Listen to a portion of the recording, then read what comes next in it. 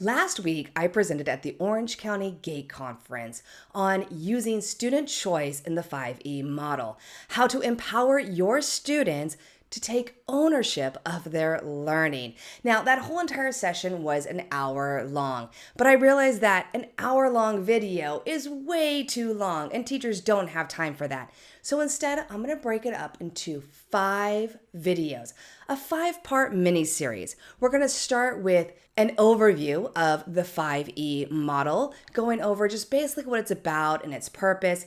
Then we'll get into why student choice is important and how it can benefit our students.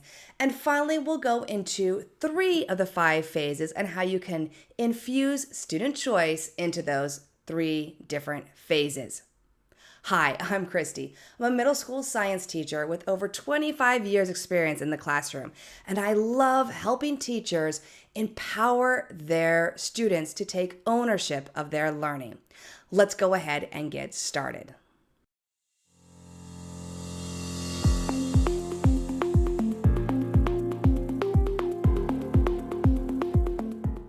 In our final mini lesson in this 5-part series on student choice in the 5E model, we are once again talking about infusing student choice into the 5E model, and we're talking about doing it during the evaluate phase.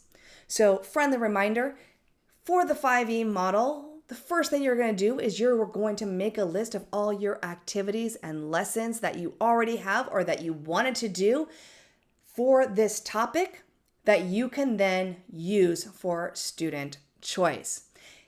Then you're going to identify the type of thinking. Now, again, this was done for the Orange County GATE conference. So it's for our gifted learners where we use depth and complexity icons, content imperatives, and learning keys.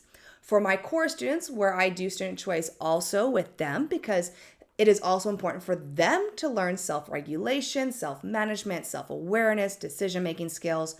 So for them, I would be using Bloom's taxonomy. And in the evaluate phase, I'm going to be going the highest level on Bloom's. So as I'm identifying all my activities, I'm seeing which ones can I do for that high level of Bloom's, and I'm putting them aside for my evaluate phase. Then again, decide if you can modify any lesson. Could you make your evaluate phase more of an inquiry-based lesson? There are 3 phases that work really well with the 5E model and infusing student choice in it: explore, elaborate, and evaluate. And in our final video mini-series, we're going to be talking about the evaluate phase. So the evaluate phase, we're going beyond the multiple choice test. It is okay to have a multiple choice test for part of your evaluate. In fact, I myself do have 2 parts for the evaluate. One part is the multiple choice test, where I'm just testing the basic information. And then the other part is their performance assessment, where they are now applying their information, they're reflecting on their learning, and they're showing me what they know. This is usually done as a performance assessment, or it could be a student reflection. And again, you want them to demonstrate what they know and what they can do. So options, you could have different projects that they could do or different lab choices that they could do. You could have a reflection choice where they're reflecting on what they learned and they're gathering all their stuff together. For my atoms of the periodic table, we did a reflection choice.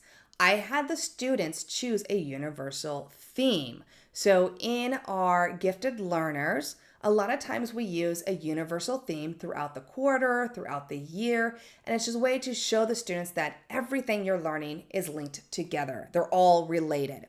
So for this one, I had 3 universal themes that I felt went really well with this, but I didn't want to choose the theme for them. I wanted them to choose the theme. So they chose a universal theme, and then they had to provide evidence from their activities of why that theme should be used and not the other 2 choices.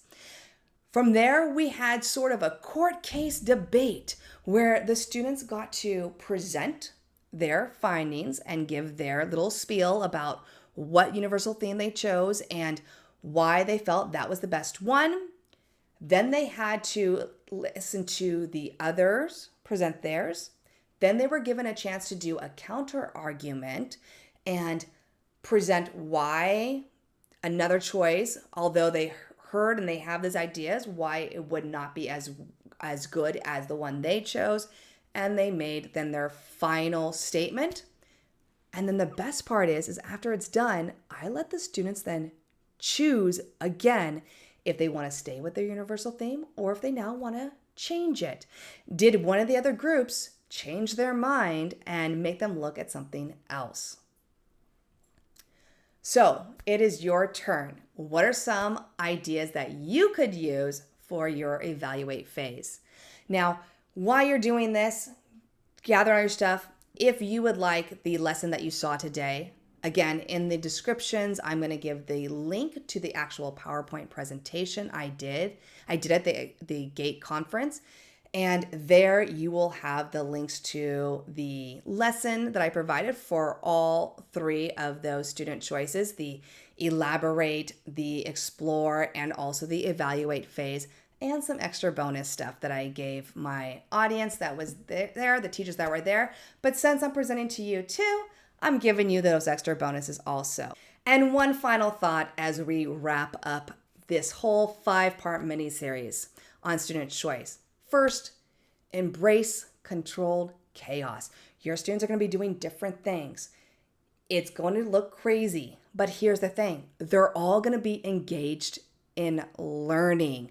So although it is a little crazy, they're all engaged and excited, and they're learning that information. Also, embrace a loud classroom. If you're doing student choice and you're allowing the students to talk to each other, it's going to be a little bit louder than if they're just sitting, taking notes, maybe doing a worksheet together. So embrace a loud classroom. It's okay for them to be talking and chatting about this topic. And finally, embrace less grading and more time to build those relationships. You yourself, you're doing all the setup ahead of time. You're putting everything together. So that way on the days of the lessons, of the student choice lessons, you are just guiding the students. You're facilitating. You're the coach. You get to walk around. You get to talk to them, build those relationships.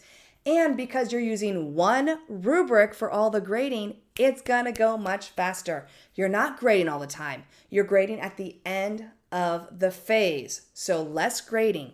I just did our grading for our science stations, and out of 150 students where I had to grade all what they did, the different worksheets, the CERs, it took me about 2 hours to get through all 150 students. And that's with reading their CERs also, because again, I have one grading rubric to get through it all. So if you want more information on the 5E model, more resources, head to adventuresinISTEM.com/5E_resources. And I've got lots of great free stuff for you to help you on your 5E model journey. Thank you for watching another Adventures in ISTEM and Beyond video. Don't forget to subscribe and turn on notifications for more Adventures in ISTEM and Beyond videos. For more ideas on how to incorporate science, technology, and skills for life into your classroom, go to adventuresinISTEM.com.